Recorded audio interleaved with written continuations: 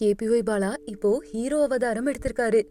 சொல்ல போனா cook with கோமாளில இருந்து கேபிஒய் அப்படின்னு நிறைய நிகழ்ச்சிகள்ல தன்னுடைய காமெடி பெர்ஃபார்மன்ஸ், கவுண்டர் டைலாக் மூலமாவே ஃபேம் ஆனவர் தான் இவரு. இவருடைய ஐடென்டிட்டியை உருவாக்குறதுக்கு முக்கிய ரீசன் என்னன்னா, என்ன வாய்ப்பு கிடைச்சாலும் யூஸ் பண்ணுவாரு. அதையும் தாண்டி நிறைய சோஷியல் ஆக்டிவிட்டிஸும் பண்ணிட்டு இருக்காரு. நம்மள மாதிரி ஒரு மிடில் கிளாஸ் பையன் இவ்வளோ ஹெல்ப் பண்றானேன்னு சொல்லிட்டு புகழ்ந்தவங்களும் இருக்காங்க. உனக்கெல்லாம் இது தேவையா, தனக்கு போக தான் தானமும் தர்மம்னு இகழ்ந்தவங்களும் இருக்காங்க.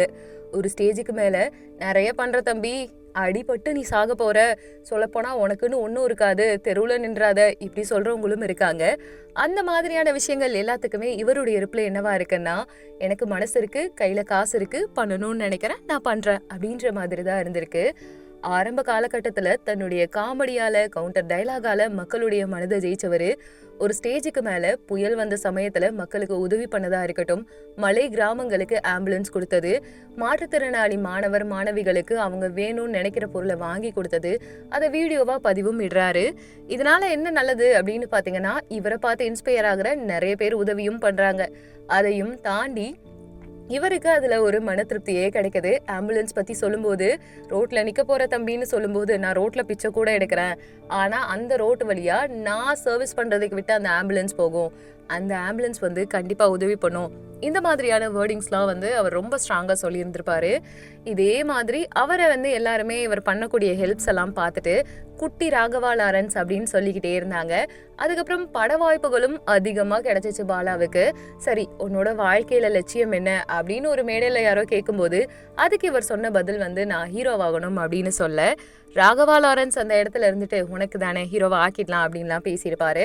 அதுக்கப்புறம் உனக்கு இந்த லவ், அதே மாதிரி காமெடி ஜேர்னர்ல கதைகள்லாம் செட் ஆகும், கண்டிப்பா என்னால ப்ரொடியூஸ் பண்ண முடியும், நான் உனக்கு என் நண்பர்கள் கிட்ட கேட்டு பண்றேன் அப்படின்ற மாதிரி ஒரு வாக்கு கொடுக்க, நீ சொன்ன வார்த்தையே போதும்னா இதுக்கு மேல என்ன வேணும்னு சந்தோஷமா பதிவிட்டு இருந்தாரு கேபிஒய் பாலா.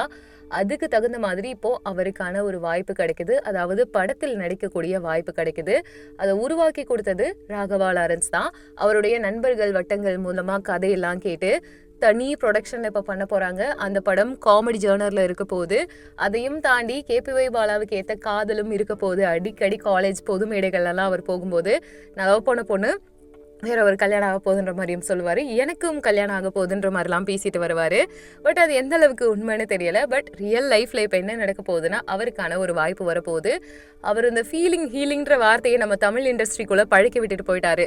அதாவது ஒருத்தர் திடீர்னு நம்ம கிட்ட லவ்னு வருவாங்க, ஆனா அவங்க வந்தது ஃபீலிங்காக இல்ல ஹீலிங்காகலாம் சொல்லி ட்ரெண்ட் ஆக்கின விஷயம் மாறி இப்ப நிறைய பொண்ணுங்க அவங்கள காதலிக்க போறாங்கன்ற மாதிரியான செய்திகள்லாம் சொல்லி நிறைய நெட்டிசன்கள் வம்பிழுத்துட்டு இருக்காங்க. நீங்க கேபிஒய் பாலா அவர்களுடைய வளர்ச்சியை பத்தி என்ன நினைக்கிறீங்கன்றத கமெண்ட் பண்ணுங்க. நம்ம சேனலை லைக் பண்ணுங்க, ஷேர் பண்ணுங்க, சப்ஸ்கிரைப் பண்ணுங்க. தேங்க்யூ.